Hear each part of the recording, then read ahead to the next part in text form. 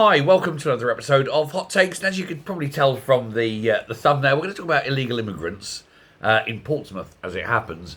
But before I do, I just want to do a little bit of housekeeping. I have this morning been on the phone with Leslie Roberts, good friend of the channel, wonderful woman, very strong, and many of you know her, I suppose, righteous crusade against the evils of, and it's not just now the SNP, it's the evils of authoritarianism, really. And I'm going to be setting up a series of interviews with her later on today. We'll be dropping them, and she's going to be exposing basically an update of what's happening and then exposing a lot more stuff. So hopefully I'll be doing the interview with her around 3 or 4 o'clock this afternoon. It'll probably start going out maybe this evening and then some tomorrow.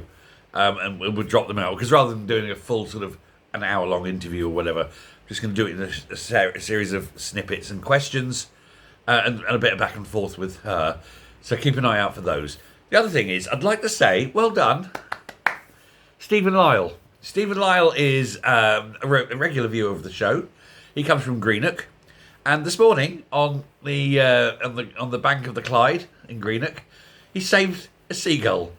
It was all caught in netting, and much as we will know, they're a bit sort of pain in the arse and going to shit everywhere, to put it bluntly. He did at least save its life and didn't let it sort of die horribly. So, well done to Stephen. And Stephen, if you're watching, thank you very much for being a regular viewer. And thank you all for being regular viewers. And as we are now over the 90,000, I feel we can hustle up and get get to the 100,000. So if you're yet to subscribe, absolutely do so. And now, Portsmouth Council. Let me tell you the unbelievable, unvarnished truth of what's gone on in Portsmouth. Because the government have been, sneaky, secretive. They're doing it probably because they're ashamed. But Portsmouth Council are furious. They're absolutely livid. They've discovered, unknown to them, hundreds of asylum seekers, as they're calling them, immigrants, illegal immigrants, were shipped into the city, despite them telling the Home Office they can't take any more. They found that 55 private rental properties were being used to house a minimum of 3 asylum seekers each last week. The immigrants have been staying in homes of multiple occupation, HMOs, not council housing. So they were put into private houses hired by the government, probably through BlackRock, in order to keep them off book, as it were, because if they went through council housing, they'd have to be announced. So they've done it privately to keep them off book. This is where the government are going. Oh yes, we're not putting them into hotels anymore. No, but you're dumping them secretively into these houses because you're ashamed. You have to do it, in the middle of the night. That's what they say, isn't it? If it ain't right, do it at night.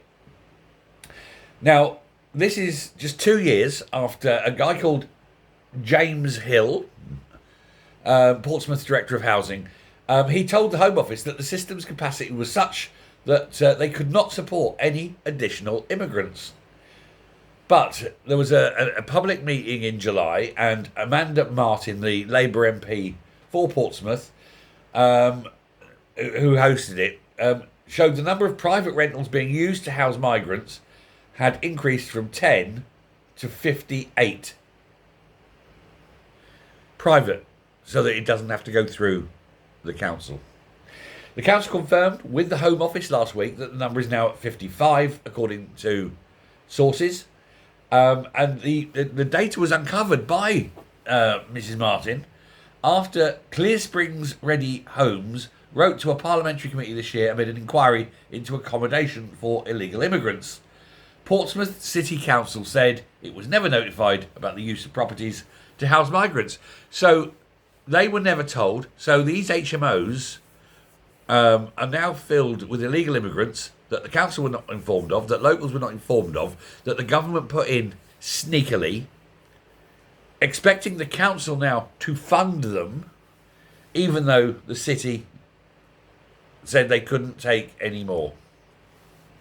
That's where we're at. We're actually at a point now where this government is so ashamed of its failure to deal with illegal immigration that it has to resort to sneaking people in under the radar, under the noses of the councils, because they know that even now the councils are saying no more.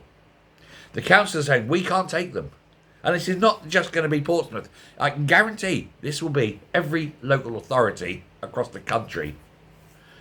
No more. We can't take any more. That's fine. We'll just put them into private. And then the government out of central taxation, you and me, are paying the rent.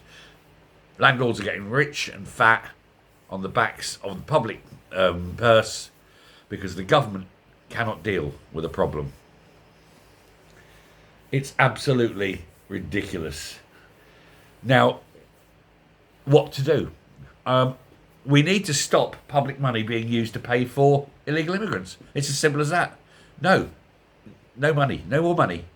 Our money does not go to house illegal immigrants. If we're going to pay into the tax system, it must be for the benefit of the British people.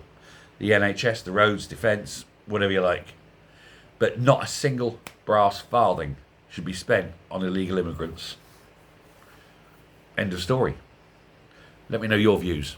And let me know what you think about this hideous, disgusting move by the government sneaking illegals into places because they know the councils would object. Thank you. Bye.